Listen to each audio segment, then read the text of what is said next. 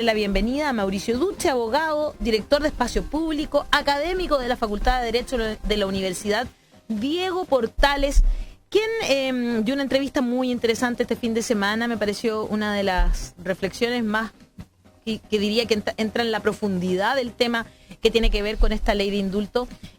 Mauricio, bienvenido a La Voz de los que Sobran. Hola, buenos días, ¿cómo están? Mauricio, ¿cómo estás? Buen día. Oye, yo, Ale, quisiera que a lo mejor antes de entrar en el otro tema, ¿ya?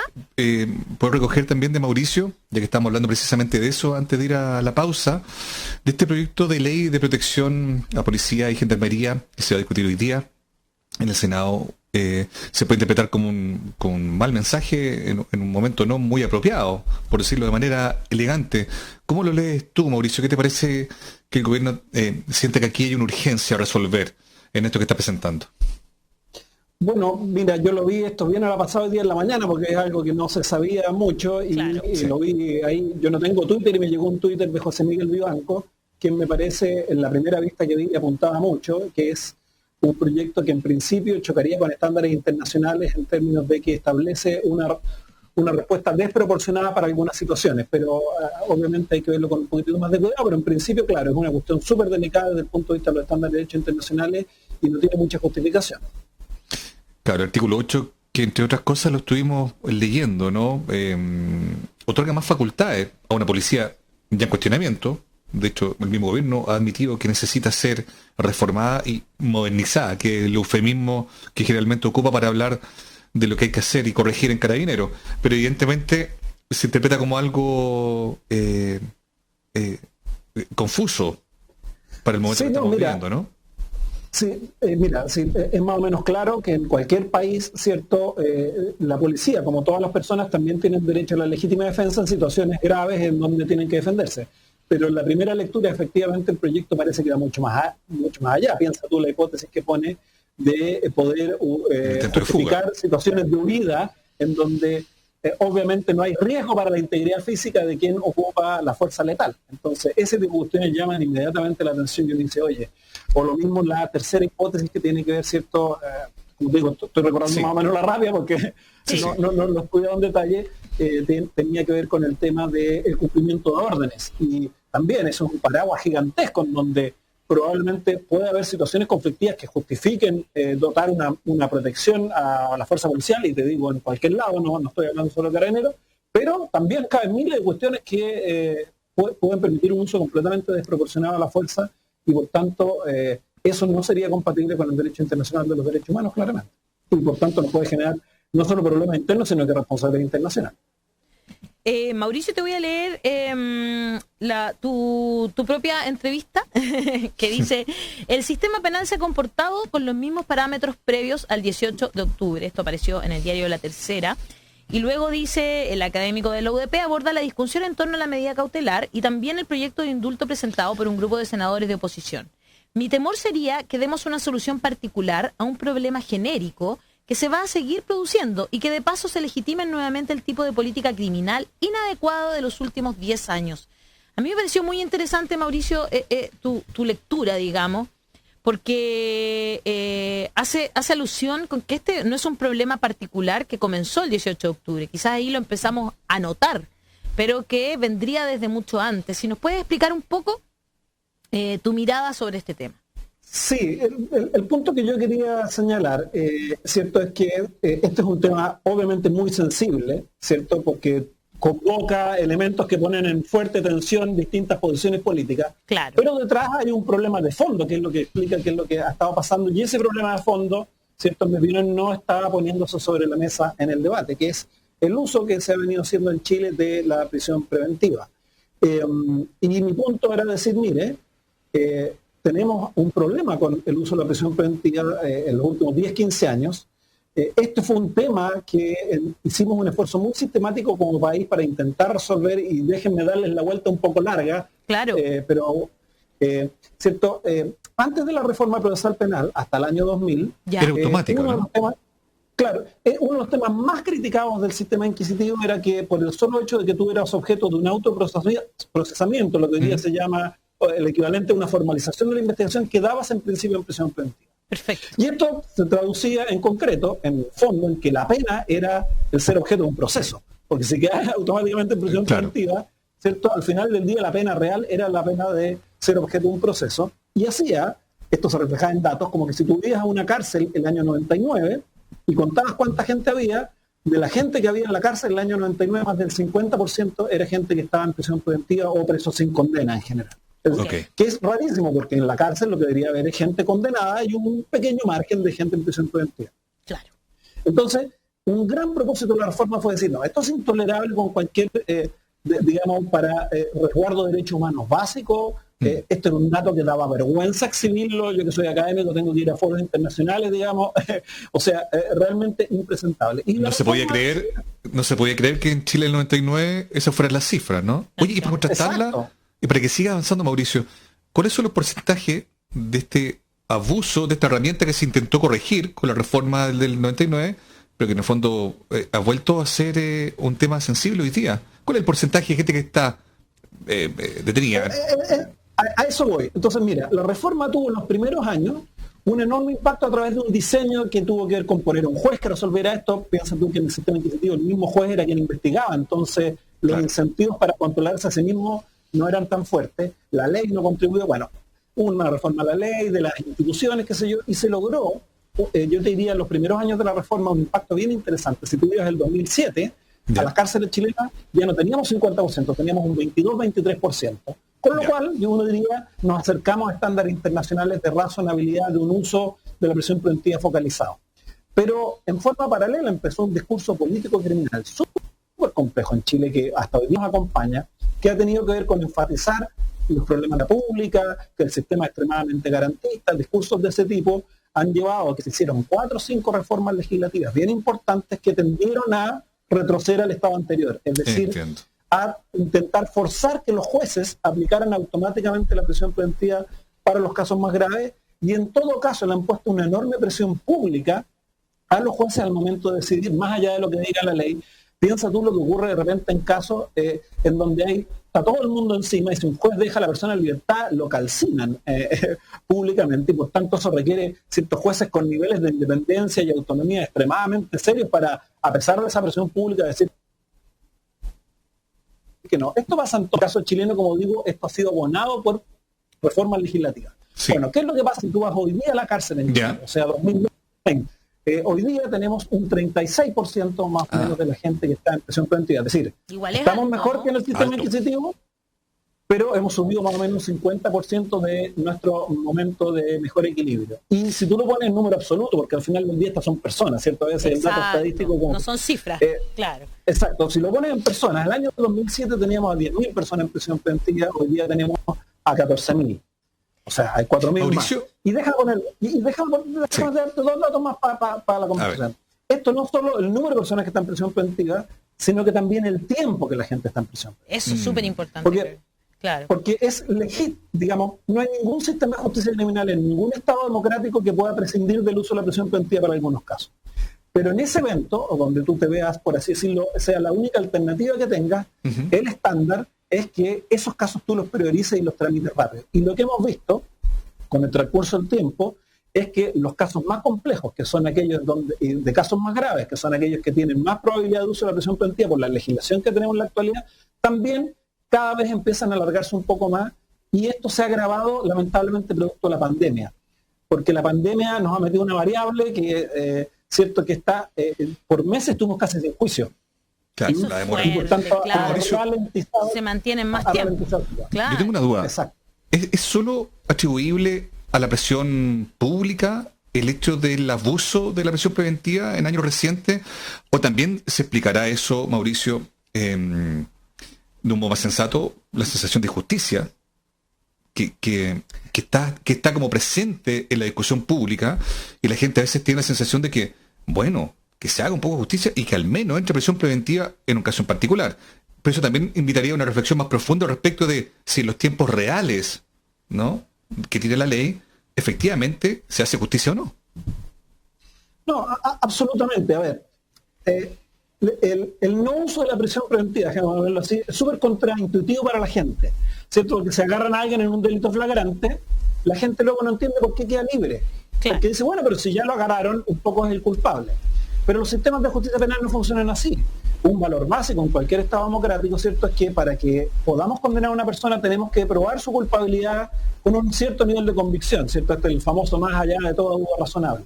Y por tanto la sanción no es la prisión preventiva, sino que es la que va a derivar de la condena que finalmente dictemos.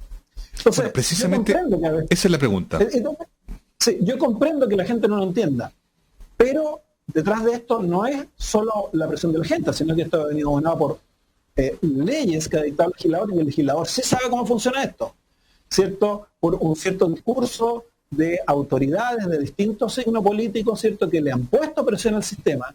Y yo creo que la gente tiende a reaccionar de acuerdo a las señales que recibe, porque obviamente es un problema, como tú digo... Sigue faltando la autocrítica, Mauricio, porque en el fondo dice, claro, hay una presión pública gatillada de algún modo por un mundo político que también muchas veces de manera oportunista, y estoy de acuerdo con lo que dices tú, mira, esta ley demasiado garantista, dejan libre a la gente, las puertas giratorias y todo lo que ya sabemos, y la gente quizás en general no tiene por qué saber el detalle, pero aún en los tiempos reales de la justicia, por eso te digo, lo que deriva de una condena, de un proceso, aún así, ¿no te parece que hay también ahí algo que corregir?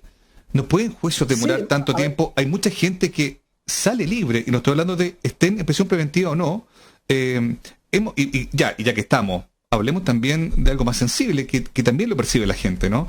Los delitos de cuello y corbata versus cómo cae la ley frente a la gente, no quiero sonar populista, pero quiero que me entiendas, frente a gente que a lo mejor vive en una situación menos acomodada, la sensación de injusticia. La situación de que se encarcela la pobreza, más que... Entonces la sensación de injusticia, exacto, digo, quizás también invitaría a una reflexión desde el mismo sistema, ¿no? Más allá de que estén articulados no los desencantos por la urgencia política de lado y lado. No, absolutamente. A ver, yo te estaba explicando los problemas estructurales que hay detrás. Un tercer problema estructural, creo yo, es efectivamente el sistema, con el paso del tiempo, ha ido teniendo una pérdida de calidad generalizada en el funcionamiento. Y eso tuvo factores como, por ejemplo, la demora de los procesos. Efectivamente, en los primeros años, el sistema tuvo capacidad de reducir a 1/3 la duración de los procesos penales en Chile. A 1/3. O sea, 1/3 esto es una ganancia gigantesca, pero si tú ves lo que ha ido ocurriendo en el tiempo, tenemos incrementos significativos de duración de los procesos, y obviamente eso posterga, por así decirlo, la decisión final y genera esta sensación de impunidad. Y obviamente el sistema de justicia penal chileno tiene una capacidad limitada para poder esclarecer y sancionar casos. Pero déjame darte una mala noticia. Lamentablemente todos los sistemas de justicia criminal en el mundo en general son sistemas súper precarios para resolver, por así decirlo, los casos que presentan algún nivel de complejidad, salvo ciertas tipologías de delitos. Se puede hacer mejor en el caso chileno, obviamente, y hay muchas tuercas que apretar y se podrían apretar en términos de qué es lo que seleccionamos, qué sé yo. Luego hay un conjunto de otros problemas que tú identificas que son un poquitito distintos de ley penal sustantiva, es decir, por ejemplo, cómo valoramos la gravedad de ciertos tipos de figuras en comparación con otras, ¿cierto? O sea, el delito contra la propiedad en Chile tienen en general, o sea, el delito que no es de cuello y corbata, ¿cierto? Tienen penas altísimas, y nuestro legislador ha ido incrementando cada vez más las penas por vía del sistema especial de determinación. Esos casos hoy día tienen altas probabilidades, por ejemplo, los robos tienen altas probabilidades de quedar en prisión preventiva porque las penas son altísimas. Pero claro, efectivamente, en todo el tema de corrupción, y este es un tema que yo también siempre he investigado, y mi pata de trabajo al espacio público me ha permitido utilizar mucho este tema. Evidentemente en temas de corrupción, que a veces desde el punto de vista de su impacto social es mucho más grande que cualquier robo, ¿cierto? Teníamos una desactualización enorme de penas, pero no solo de penas, sino que de herramientas para que el sistema los pueda investigar más eficazmente. ¿Por qué? Porque son figuras mucho más difíciles de investigar. Hubo ahí una actualización importante en una reforma que se hizo hace un par de años, pero probablemente todavía hay muchos debes ahí que, ¿cierto?, que permitan, por así decirlo, llevar adelante, pero también hay problemas del sistema. Por ejemplo, el sistema, esto es una investigación que yo participé, publicamos a principio de año en espacio público, no ha logrado desarrollar niveles de especialización suficientes para poder perseguir eficazmente este tipo de delitos. Y por tanto, esto es un problema de cómo el sistema organiza sus recursos, ¿cierto? No tenemos una policía, este tipo de... Claro, hay una unidad policial en la PDI que en general es súper bien evaluada, que es la brigada, lo que se llamó en su momento Brigada de Delitos Funcionarios, que todos se evalúan en esta investigación, lo pudimos determinar, tuvo un impacto súper positivo en ayudar a la investigar y esclarecimiento de delitos. Pero tuvimos un crecimiento también exponencial de los casos de corrupción y una unidad con relativamente limitados recursos. Entonces también llegó, por ejemplo, un momento de cierto colapso y por tanto tenemos ahí como país, si queremos investigar esto, bueno, deberíamos decir qué recursos debemos meter a esto. Déjame poner otra variable. Por ejemplo, tenemos serios problemas hoy día, serias barreras para producir prueba pericial de calidad que nos permita esclarecer delitos más complejos. O sea, la investigación hoy día criminal moderna supone conocimiento experto. Por ejemplo, en materia de corrupción hay muchos problemas de capacidad de análisis de datos, de base de datos y todos estos temas computacionales. Y ahí todo el mundo dice que tenemos cuello de botella gigantesco. De repente se nos quedan paradas las investigaciones por meses porque la cola es larguísima para poder hacer todas esas experiencias de investigaciones y los recursos son relativamente escasos. O sea que hay varios efectivamente problemas del sistema. Me acuerdo que pasaba también con la brigada del cibercrimen. Cuando empezó, al principio era como, claro, súper bien evaluada y de repente explotaron los casos y también empieza a quedar ahí como en la fila, ¿no? Por decirlo de alguna manera. Mira, y ahí lo que uno podría decir que el sistema tiene mucho menos dinamismo y capacidad de innovación que lo que uno quisiera. Yo creo que los primeros años de la reforma mostraron un enorme dinamismo de las instituciones. Eran instituciones nuevas, estaban creándose, hubo mucha innovación. Claro. ¿Cachai? O sea, y esto tiene que ver, por ejemplo, incluso por el perfil profesional del tipo de gente que estaba a cargo de eso. Sí. El sistema tuvo una gran inyección, por ejemplo, de otras profesiones que no son los abogados, que son mucho más innovadoras, tienen más herramientas para diseñar procesos de trabajo, hacerse cargo de problemas. Y el sistema, con el paso del tiempo, ha tendido a una burocratización muy importante. Yo, déjame ponerlo, esto es una crítica a mi propia profesión, a una cierta abogadización. Y por tanto hemos perdido como sistema como cierta capacidad de innovación. El sistema se ha transformado un poquitito en un sistema bien endogámico, es decir, que solo ingresan a las instituciones aquellos que ya forman parte de la institución y por tanto, por ejemplo, si tú quieres entrar al Ministerio Público hoy día, ¿cierto? Si no entras como un funcionario administrativo, un asistente fiscal muy joven en remuneración relativamente baja y no haces, por así decirlo, una carrera, no vas a tener posibilidad de ser un fiscal adjunto. Así lo muestran los datos, por ejemplo, y por tanto tú pierdes la capacidad de captar profesionales con experiencia, más innovadores, porque las instituciones han tendido a corporativizarse. Hay todo ese tipo de problemas, obviamente, detrás. Yo, como les digo, no... Mauricio... yo he publicado y critico esto en todos lados, pero en el tema, por ejemplo, en TIEC me gustaría poner... Nunca hay que cansarse de criticarlo y poner el acento, claro. En el tema de presión preventiva, déjame darme un punto. En el tema de presión preventiva quiero poner el foco porque lo que me llama la atención a veces es cómo no nos hacemos cargo a nivel legislativo de los efectos que me crean.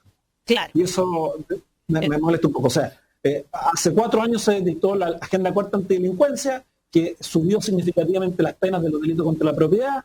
Eso ha traído mucho mayores prisiones preventivas y hoy día como que nos sorprendemos de que, entonces... La propiedad es más importante que la vida, a veces, ¿no? Mauricio, tenemos hoy día un artículo donde tú hablas también, que se llama ¿Existen presos políticos en Chile? El debate sobre la prisión preventiva para los detenidos en la revuelta y la ley de indulto. Es muy interesante porque hablan muchos expertos y creo que es una forma también de no tirar solo eslogan, ¿no? Sino también hablar de frente sobre las distintas miradas que tiene este tema y que es súper importante que entremos porque por lo mismo que tú estás diciendo, porque claro, a lo mejor a nosotros nos parece que hoy día que la prisión preventiva es excesiva, pero esto, como tú dices, venía pasando desde hace mucho. Entonces, ¿qué para ti existen detenidos presos políticos en Chile? ¿Hay? A ver, mira, te voy a responder, pero aquí voy a ser muy honesto con mis cualificaciones profesionales, porque este no es un tema que yo trabaje, esto yo creo que son más bien los expertos en justicia transicional, derecho internacional de los derechos humanos. Yo tengo una opinión, la opinión está fundamentalmente basada en lo que ha dicho José Miguel Vivanco, que es una persona que trabaja en una institución de derechos humanos seria que yo respeto mucho, y a José Miguel lo conozco y lo respeto mucho. Y entiendo yo estar de acuerdo con lo que dice José Miguel, que en principio la categoría, ¿cierto?, no parece necesariamente describir bien lo que ocurrió en Chile. Ahora, esto no quiere decir, ¿cierto? ¿Por qué no? Déjame hacer la presentación. No quiere decir... Partamos por las definiciones, tratemos también de avanzar en lo que te proponemos como tema. Entonces, yo creo que si tú dices, mira, yo tiendo a compartir lo que dice Vivanco, me parece bien. ¿Por qué no es correcto quizás aplicar el concepto de preso político a estos presos de la revuelta, claro, si lo quiere? ¿Por qué no? Exacto. porque la categoría, bueno, y esto nuevamente te digo, es lo que yo he leído de Vivanco y en el debate, y esta es la percepción, o sea, no soy un experto y no te voy a... ¿Cierto? Porque me parece que describe un tipo de situación un poco distinta a la que se ha dado en Chile, o sea, casos de conflicto con mucha más persistencia en el tiempo y con tipos de enfrentamientos de carácter diverso y en donde las persecuciones penales se han basado, por así decirlo, más bien en pensamiento u opinión, no solo en acciones que puedan ser constitutivas de delito, ¿cierto? A mí me parece que esta es la categoría central. Entonces, el encarcelamiento de disidentes, por poner un ejemplo, en países, digamos, de la región, uno dice, bueno, caben muy fácilmente en la categoría, ¿cierto?, de presos políticos. Ok, alguien que incendia un local comercial, ¿cierto?, con un ataque planificado con Molotov. Chuta, bueno, el incendio es un delito en Chile antiquísimo, o sea, claro, del Código Penal de 1800. Claro.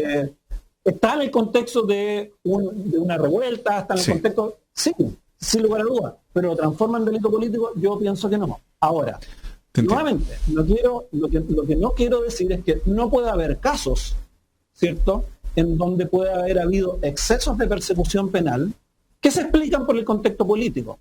Y por lo mismo, yo creo que de hecho, han habido casos, eso lo sabemos. Sí. Nosotros aquí mismo hemos publicado casos, además, de presos de la revuelta, para salir de la discusión si son presos políticos o no, que llevan un año en prisión preventiva, una vez más, retomando lo que estábamos hablando hace un rato, con pruebas entregadas por carabineros, además, que tampoco son del todo claras, alteración de video, que tuvieron a gente presa durante un año entero. Entonces, comprobación de que les pusieron molotov adentro de la mochila, claro, o personas que no tenían... Exacto, pero mira, hidrocarburos pero yo haría la distinción, ¿te fijas tú? O sea, una cosa es que haya persecuciones penales basadas en motivos políticos, ¿cierto?, o que haya habido exceso por el contexto político.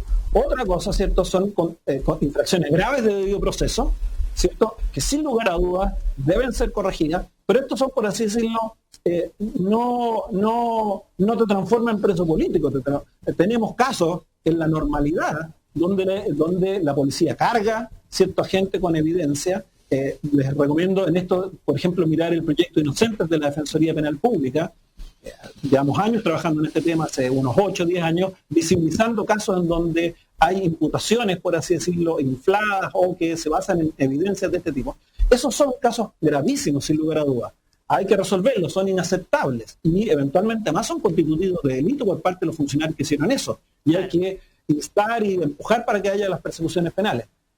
Pero yo tendría que distinguir ese problema que se puede presentar en muchos casos y hay que resolverlo, que eso te transforme en una categoría genérica todos los casos, ¿cierto? Porque, déjame poner, las cifras que yo conozco muestran que la gran mayoría de persecuciones penales, por ejemplo, son por delitos de saqueo, o sea, robos.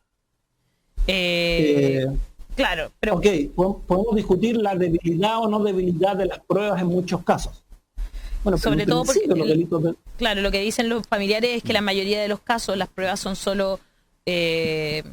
como testigos de carabineros infiltrados, digamos, no hay más pruebas que eso. No, pero a ver, en varios casos. Está bien, y eso hay que verlo caso a caso. Son casos muy distintos. Entonces yo entiendo tú dirías que la distinción que hace Mauricio. Claro, no, si yo también la entiendo, pero eso yo diría que lo que hay que hacer... Creo que hay que verlo caso a caso. Eso, no hacer una ley general de indulto. Eso es como tú... Al voleo tienes el problema, yo creo, de que puedes meter en un mismo saco situaciones que uno las mira y diga, esto es un escándalo y tenemos que encontrar una solución, y yo diría, hay soluciones inmediatas que el sistema jurídico tiene que dar, o sea, no tenemos que esperar una ley, o sea, si hay una persona que está en prisión preventiva con prueba fabricada, para eso tenemos los jueces, y, ¿cierto?, la prisión preventiva es esencialmente revisable, en fin. Pues claro, por ejemplo, nosotros publicamos el caso del Metro Pedrero. Y ahí ya salieron libres incluso las dos personas que estuvieron un año detenidas. El caso del Metro Pedrero entiendo que todavía está en recurso de nulidad. Entonces los casos tienen que terminar para que tengamos luego un pronunciamiento definitivo. Yo en eso soy muy abogado. O sea, claro. No, sí, lo hemos entendido con nuestro compañero Daniel Stingo en este más de un año trabajando. No te preocupes. Y lo entendemos súper bien. Pero en ese caso lo que determinó el tribunal, digamos, es que efectivamente hubo alteración de las pruebas. y por eso finalmente quedaron libres, no hubo una debida custodia de las pruebas. Mira, yo creo que tenemos que esperar un poco más, porque en ese caso lo que yo leí la sentencia, y recuerdo, porque la ley cuando apenas salió, ¿sí? ¿Cierto? Es que efectivamente hay una seria duda de parte del tribunal acerca de la cadena de custodia. Exacto. El tribunal entiende que este problema de manejo de la cadena de custodia genera una violación del debido proceso. Claro. ¿Cierto? Y eso lleva, por una parte, que el tribunal diga, no le creo mucho al video porque tiene algunos vacíos, qué sé yo, y además se violan garantías, pero el fallo nos dice, hasta donde yo recuerdo, el fallo nos dice que hubo alteración. Dice, creo que explícitamente dice, no tenemos evidencia suficiente para indicar que haya habido manipulación, pero no necesito de eso, porque dice, el solo hecho de que no haya habido cadena de custodia ya me genera dudas, y el solo hecho de que no se haya registrado la cadena de custodia constituye una violación de debido proceso, y con eso me basta. Pero Entonces, había una parte donde hablaba también de que el video tenía una alteración. Eso lo vimos conocer nosotros. Claro, tenía una alteración del reloj incluso. Claro, ¿no? o sea, era como una grabación, el video se interrumpía con 20 y tantos segundos en negro, y luego aparecía como una imagen del video sobre el video con tiempo alterado. Digo, bueno, pero entiendo lo que dices tú, Mauricio. Ahora, yo creo que, claro, hay casos y casos. Yo estoy de acuerdo. Para decirlo bien en simple, no sería justo que un chiquillo que fue inculpado, por ejemplo, falsamente, con pruebas fabricadas, como dices tú, esté un año en prisión, y eventualmente un delincuente, un saqueador, con cero épica política, un hombre que se dedica a eso, bien sabemos, o banda organizada, saqueando, claro, no sería justo que esa segunda persona se vea beneficiada por un indulto, ¿no? Yo entiendo que ese es el corazón de por qué tú consideras de que una ley que agrupa a todos no es necesariamente la mejor ley, ¿no? Claro, y hay además delitos bien complejos, o sea, por ejemplo, los de la ley de control de armas, que están prácticamente todos incluidos, salvo una hipótesis que el 14D, inciso tercero, ya que, bueno, hay el detalle para que vamos a meter en eso. Pero detrás de la ley de armas hay situaciones bien complejas, producción, distribución, porte de armas ilegales. Entonces, una cosa es, como tú dices, un joven que está en una manifestación, digamos, ¿cierto? Y lanza una piedra, y otra es alguien que va con una arma, fabricó una arma hechiza. Son situaciones un mundo muy distinto. O otra, por ejemplo, en el contexto de una detención, ¿cierto? En una manifestación, un joven haya forcejeado y eso generó, por ejemplo, algún tipo de lesión, y le inflan una imputación y dicen, no lo atacó, qué sé yo.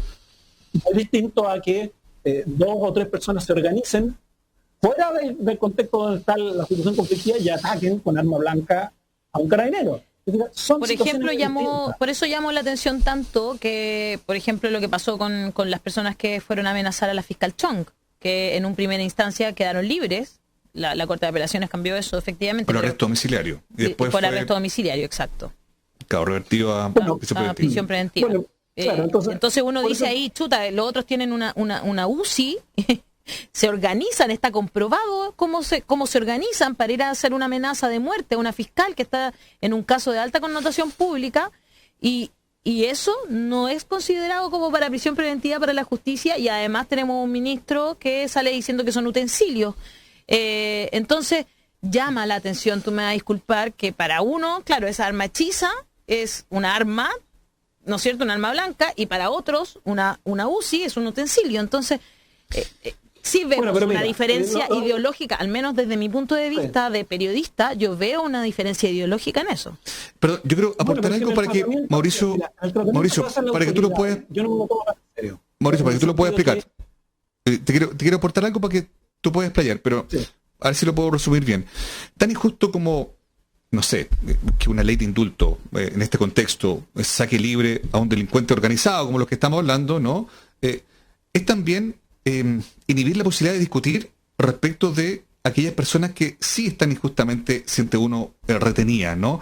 Y eso es, creo yo, la invitación que está detrás de este proyecto de ley, que podrá ser bueno o malo, no sé.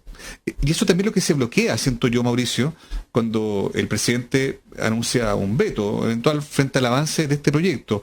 La imposibilidad de discutir sobre el contexto especial que ha perjudicado a ciertas personas. Estoy separando los que, como tú bien dices, los que están aprovechando la coyuntura para hacer lo que probablemente siempre hacen, pero hablando de los que no. ¿por qué restarse a esa discusión? ¿Qué manera buscar que no sea la respuesta legalista de siempre? Bueno, hay que esperar que los procesos avancen. Hay una situación excepcional. Y de algún modo este proyecto de ley se quiere hacer cargo de muchas de esas personas que están injustamente retenidas. ¿Cómo nos hacemos cargo de eso, Mauricio? Bueno, mira, yo creo que en este debate hay dos niveles. Y yo creo que hay que distinguirlos con mucha claridad. Uno es el nivel político, es decir, si como sociedad estamos de acuerdo, estamos dispuestos a ponernos de acuerdo en generar algún tipo de solución política, por así decirlo, ¿cierto? O sea, distinta a la respuesta institucional normal, por entender el contexto en que se produjeron ciertos hechos. Ese es un debate, y me parece que ese es un debate completamente legítimo en una sociedad democrática, ¿cierto? Nadie se debería escandalizar. Otra cosa luego, un segundo nivel, es cómo técnicamente tú bajas esto en una respuesta que permita hacerse cargo de tu objetivo. Yo creo que el problema, si tú me preguntas a mí, en lo político yo no soy muy experto, o sea, mi opinión no tiene por qué importarla a nadie. Técnica más bien. Claro. No pretendo, y además no tengo ningún cargo, ni pretendo tenerlo, digamos. En lo técnico, yo creo, lamentablemente, este es un debate que no ha entrado en serio por ningún lado, porque se ha manejado demasiado con etiquetas, y las etiquetas generales producen sobregeneralización. Sí. Entonces, y esto me molesta tanto la etiqueta, por ejemplo, de un lado que si todos son delincuentes tienen que ser tratados como tales. Aquí eso es una etiqueta, hay muchas cosas debajo que no, probablemente no son esas, y hay muchos casos, como conversamos, que tal vez si los viéramos nos escandalizaríamos, diríamos, oye, no, esto es inaceptable, ¿cierto? Pero también me molesta la etiqueta de, oye, desde el 7 de octubre hasta que se apruebe la ley, todos los que quedan en grandes categorías de delito afuera, porque todo... entonces, sí, yo creo, eso también, yo creo, no sé si es una buena estrategia. Pues yo leí el proyecto con detalle, la fundamentación, y la fundamentación, por ejemplo, no tiene ningún antecedente empírico específico que te permita orientar con un poco más de precisión para dónde va esto. Entonces tú dices, chuta, yo que soy alguien que soy académico, digamos, no soy partidario de este gobierno, para ser claro, digamos. Sí, pero me dejo persuadir por la evidencia y por un buen razonamiento. Eso es lo que hacemos los académicos.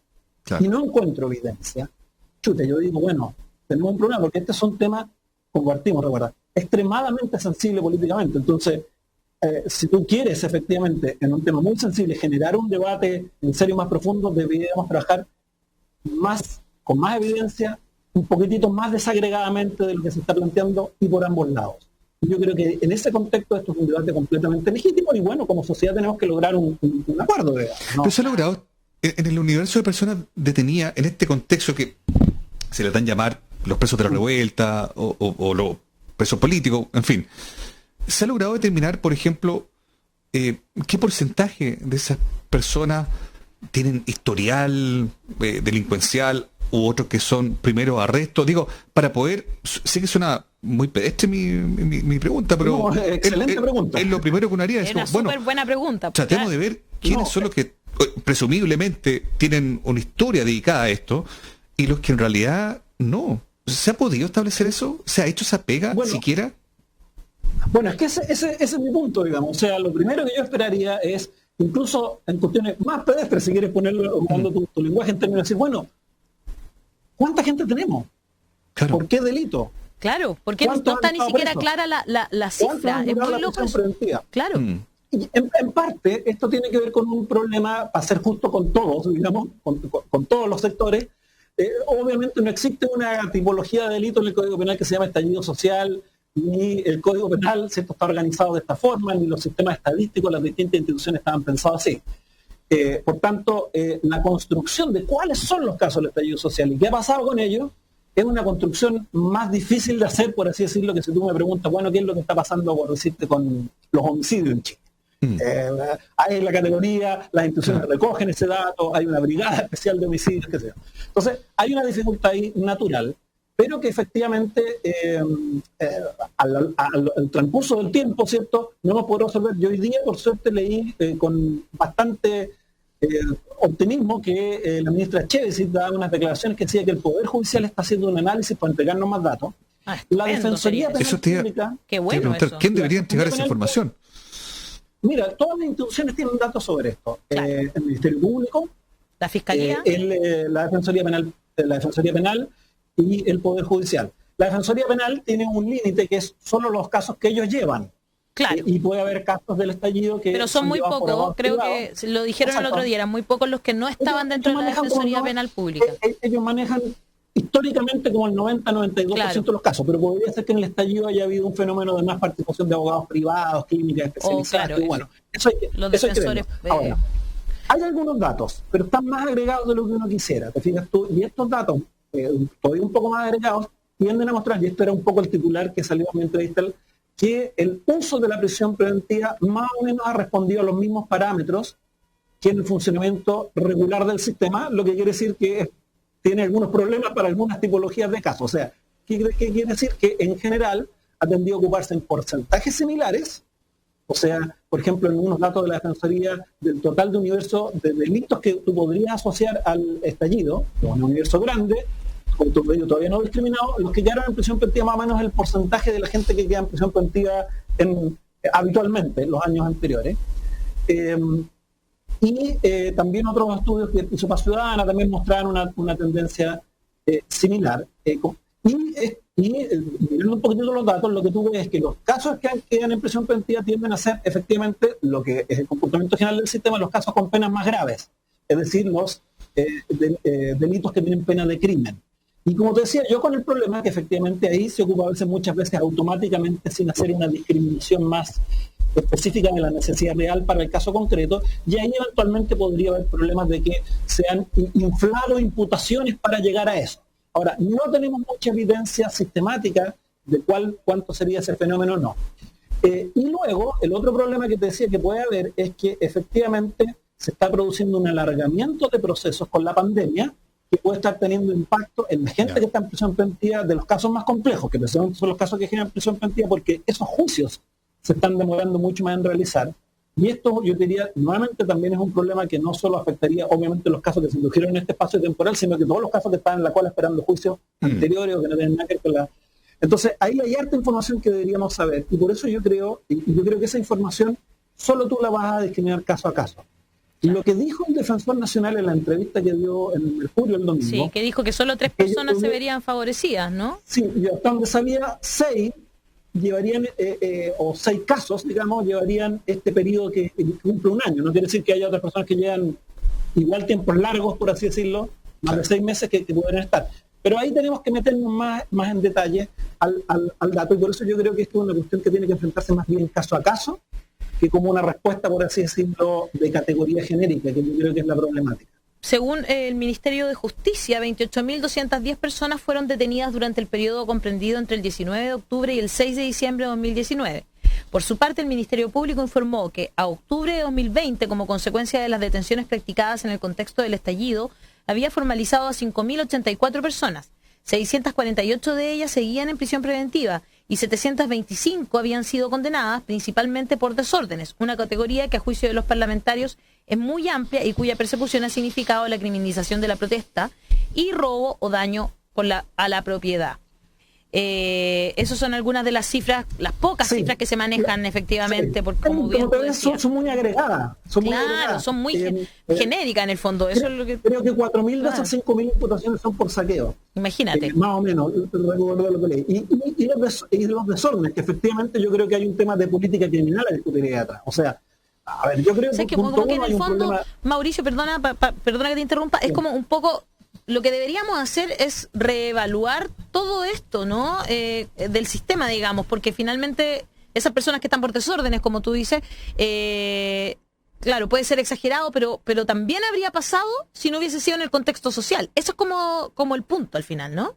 Bueno, mira, habría que verlo porque, por ejemplo, si una persona solo está por desórdenes en prisión preventiva, digamos, podría ser que tenga un desorden, un incendio, un arma, eso es otro caso ya. Claro. Pero si solo fuera por desórdenes, y esta persona estuviera en prisión preventiva, y esta prisión preventiva se hubiera extendido un poquitito, tendríamos un grave problema. ¿Por qué? Porque, por ejemplo, para que sepan que el delito de desórdenes en general tiene la pena mínima privativa de libertad asignada, que es de 61 días a 540 días. Si la persona no tiene antecedentes previos, no tiene una condena previa, lo más probable es que esa pena incluso sea menos que 61 días, y que nunca se vaya a cumplir en privación de libertad, porque esa persona tendría posibilidad de acceder a un sistema de cumplimiento alternativo de la pena.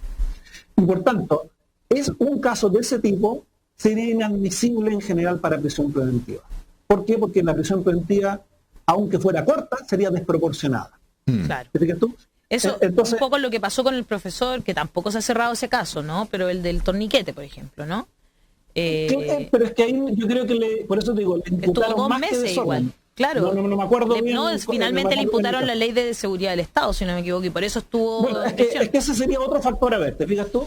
Claro. Porque ley de seguridad del Estado significa una inflación, por así decirlo, punitiva en ciertas situaciones, y ahí, por ejemplo, esto es una cuestión que tendríamos que discriminar. ¿Cuántos casos hubo ley de seguridad del interior del Estado? ¿Qué impacto tuvo eso? Entonces, porque su uso es político, porque por ejemplo a mí yo no entiendo que ese caballero, por ejemplo, rompió un torniquete, perfecto, merece un castigo, la falta, ¿no es cierto? Y lo que él determina la ley.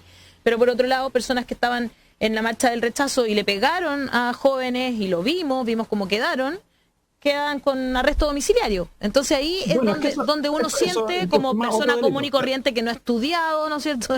¿Por qué a uno le ponen ley de seguridad interior del Estado y al otro no? Si el otro le pegó a una persona. No, absolutamente, pero eso, como te digo yo, y aquí viene mi defecto ya no de abogado, sino que de académico, que las anécdotas o los casos anecdóticos son muy importantes para mostrarte que puede haber un problema.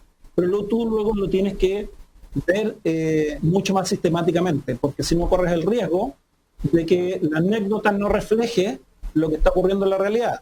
Y si tú cuando te metes en la realidad más sistemáticamente con los datos dices, ¿sabes qué? Tal vez el problema no es este, sino que el problema, por ejemplo, en realidad es un sobreuso de esta otra herramienta, puedes errarla con la solución. Claro. Entonces ahí yo te diría un poco mi visión de académico y de persona que trabaja en políticas públicas, lamentablemente, y volvemos a un tema anterior, requiere una evidencia un poco más sistemática, ¿cierto? Sí. Para no errarla. Con la solución, me gustó para no invisibilizar eventualmente otros problemas. A mí me parece súper interesante. La frase que quizás la mejor manera de despedirte, Mauricio, esa idea de seducirnos por un buen razonamiento, por una prueba, ¿no? Claro. No por lo tentadora que pueda ser un eslogan.